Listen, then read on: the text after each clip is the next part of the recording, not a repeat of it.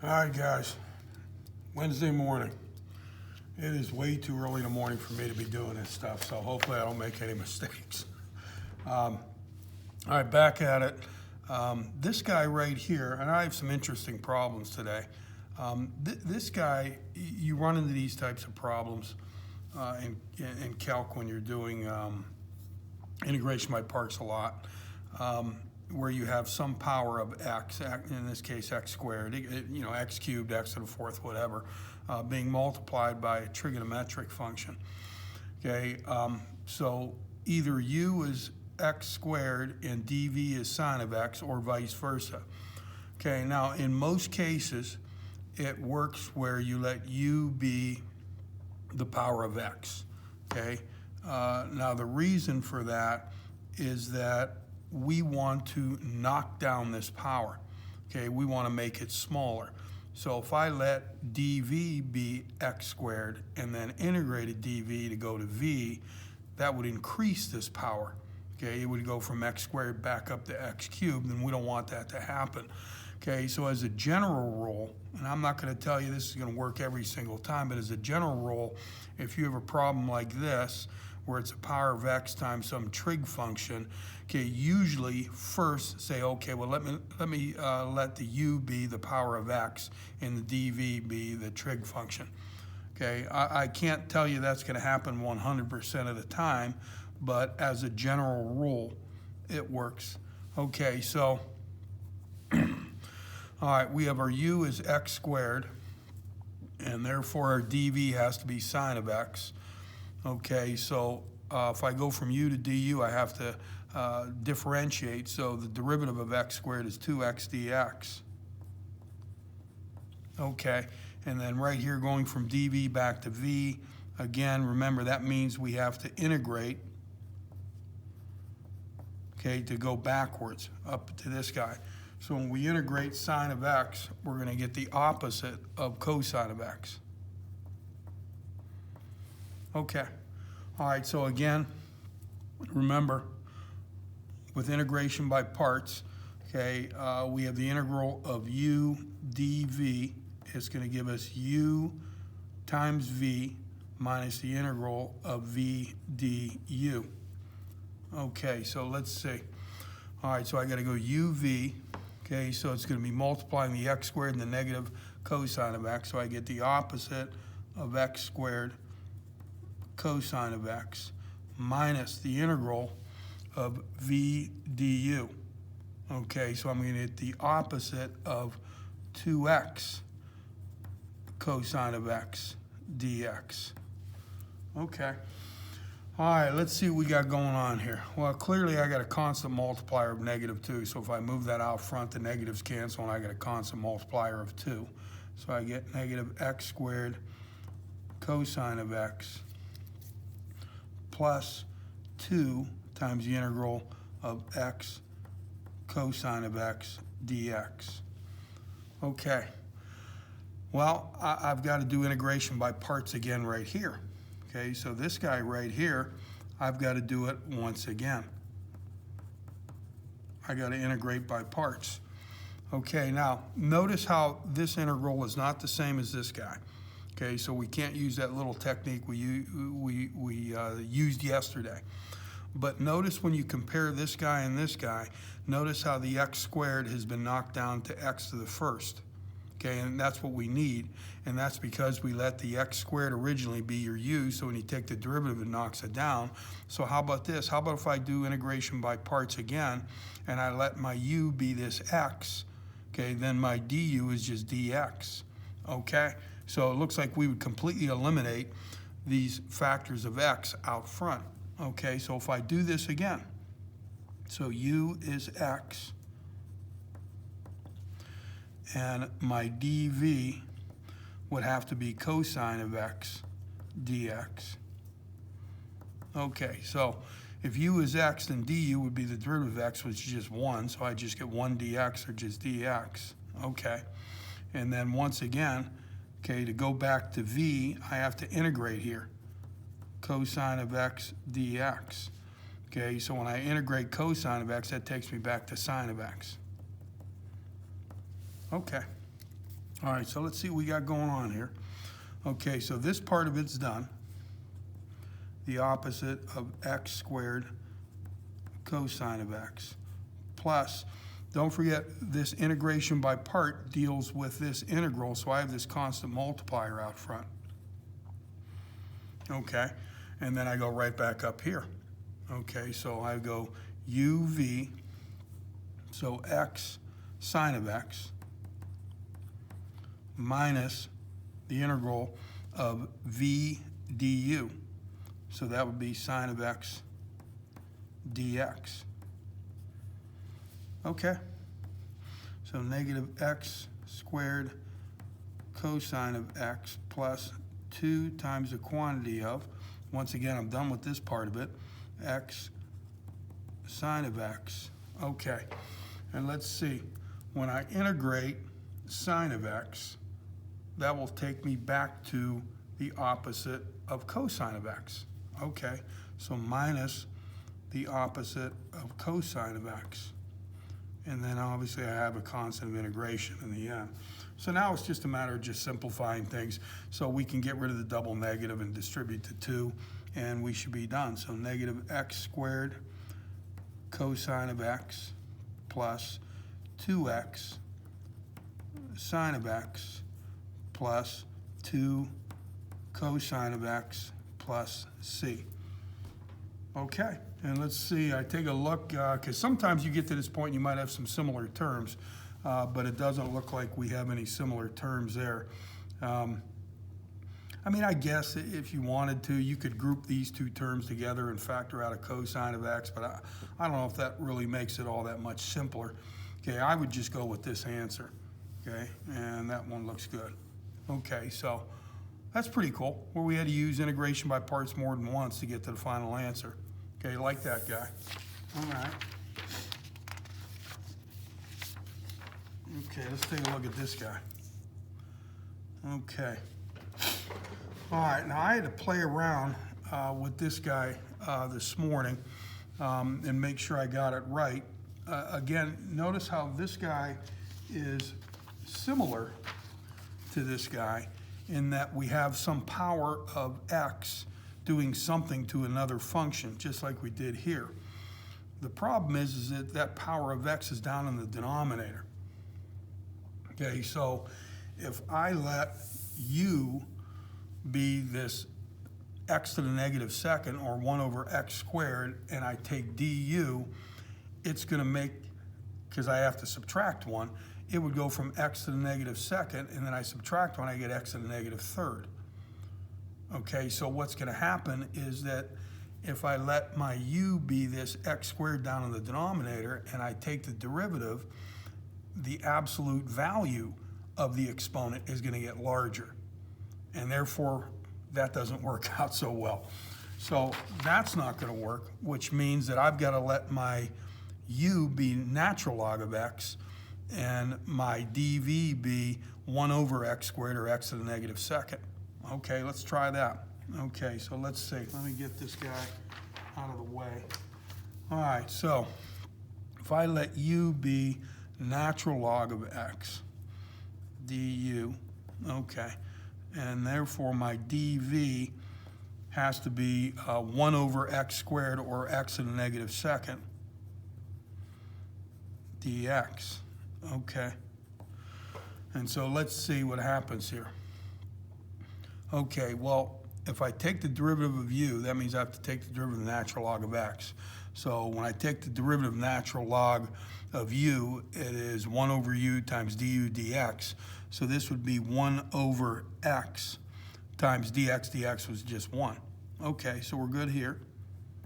All right, and then let's see. Going from here back to here, I would have to integrate x to the negative second dx, okay, to get me back to v. Okay, so I would add 1 to get negative 1, and then divide by negative 1. Okay, so I would get the opposite of x to the negative first. Okay, and notice that in absolute value, that exponent has gotten smaller, okay, which we want. Okay, so once again, let's see. We've got the integral of u dv equals u times v minus the integral of v du. Okay, so let's see what happens here. Okay, so I got uv, so u times v. So it'd be the opposite of x to the negative first times the natural log of x minus the integral of v du. This guy, negative x to the negative first times 1 over x dx. Okay, this is going to work out well. So now I've just got to clean things up. So let's see, this guy right here, of course I don't like negative exponents, so I'm going to write that as 1 over x. So this guy is just going to be the opposite of the natural log of x all over x. Okay, I have a constant multiplier here of -1, so when I move that out front, it cancels here. So that becomes plus. And then when I look here, I'm going to get 1 over x times 1 over x. Well, that's 1 over x squared, which is just x to the negative second dx. And we can integrate this guy. Okay, the opposite of the natural log of x over x. Let's see, plus. Okay, well, I already did that right here. Okay, so I know when I integrate that, I'm going to get this guy right here. Okay, so we get the opposite of x to the negative first plus some constant of integration. And then just like I got rid of the negative exponent here, I'm going to get rid of the negative exponent here. So I get the opposite of the natural log of x over x minus 1 over x plus c. Okay, and so you have one form of the answer right there. I don't necessarily think anything's wrong with that, but notice those two ratios have the same exact denominator, so we could combine them, okay, and just write it as the opposite of the natural log of x minus x all over x plus constant of integration. There's another form of the answer. And then I could see, maybe somebody might want to factor out a -1 on that. If you wanted to do that, we just get the opposite of the quantity of natural log of x plus x all over x plus our constant of integration. So I would say that all three of those are in good shape. Just a matter of, how you want to represent your answer. Okay, so that guy's interesting. All right, like that guy. Okay, so let's see what we got going on here. All right. Okay. This guy is interesting. Okay, this one is cool. Okay, so we run into some problems here. Okay, so once again, going back to that original one, where you look at this guy and then you look at this one and you say, okay, well, I let u be this x squared, so why not let u be x cubed? Okay, so we say, okay, let that guy be x cubed. Okay, du. Okay, if I do that, then my dv has to be e to the x squared dx, like that. Okay, and let's see if that works out. And you say, okay, well, it's pretty easy. Du is just 3x squared dx. Okay, and then right here, I would have to integrate e to the x squared dx to get back to this. And we have no way of doing that. You can't do it, okay? Because to be able to do that, I would have to do u substitution, so I would have to let u be x squared, and therefore your du is 2x dx, and we don't have anything there, okay, to be able to do that. So, okay, here's an example of where that general rule that I told you doesn't work. Okay, so this isn't going to work, so we get rid of this stuff. Okay, which means I got to get rid of this stuff. And let's see what happens then. Okay.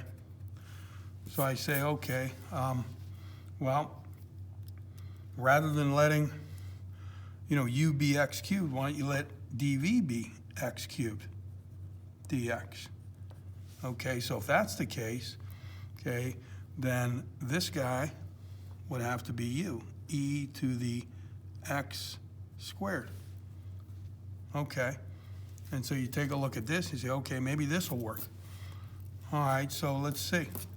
Okay, so my du, well, if I take the derivative of e to the uth, remember it's e to the uth times the derivative of u.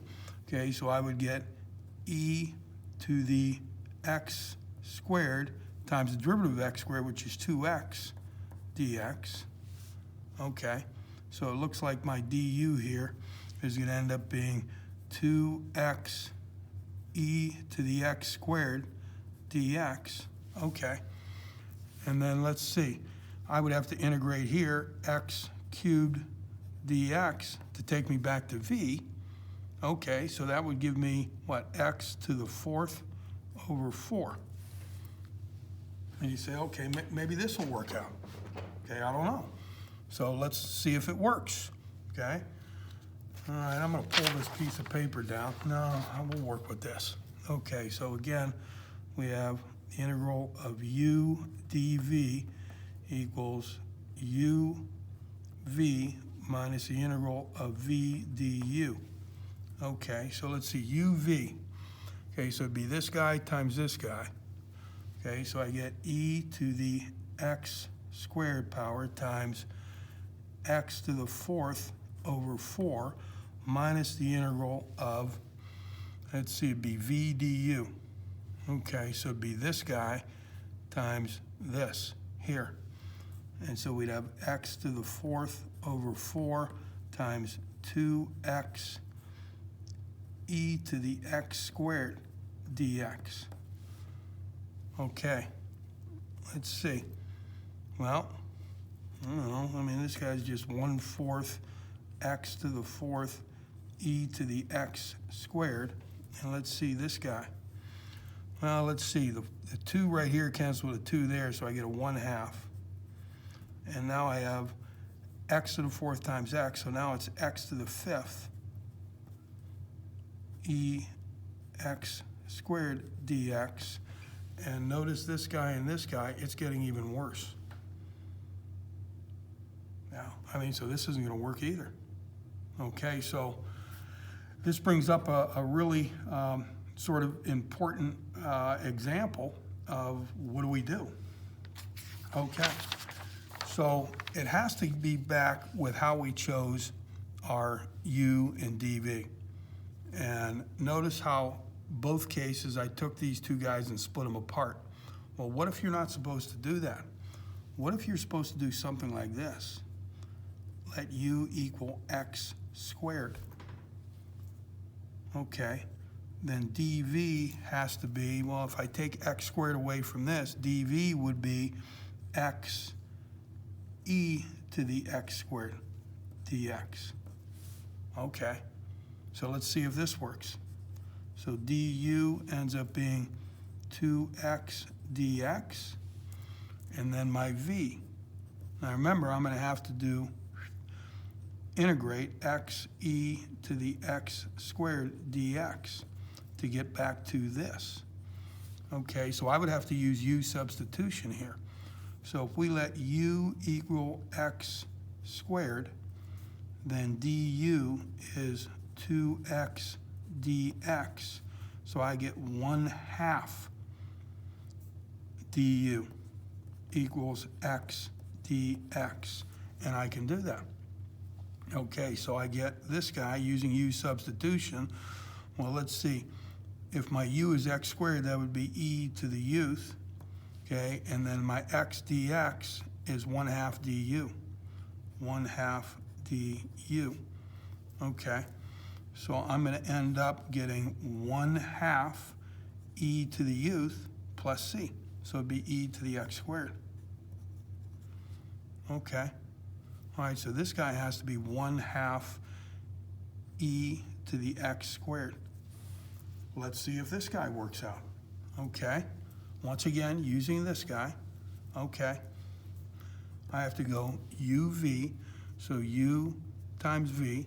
Okay, so I get x squared times 1/2 e to the x squared minus the integral of v du, so it'd be v du, so I get 1/2 e to the x squared times 2x dx. And I'm pretty sure this is going to work out. Okay, so let's see, what do we got here? X squared e to the x squared all over 2, okay, minus, okay, let's see, the 1/2 and the 2 cancel each other out, so I just have the integral of x e to the x squared dx. Okay, now we could easily do that by substitution, okay?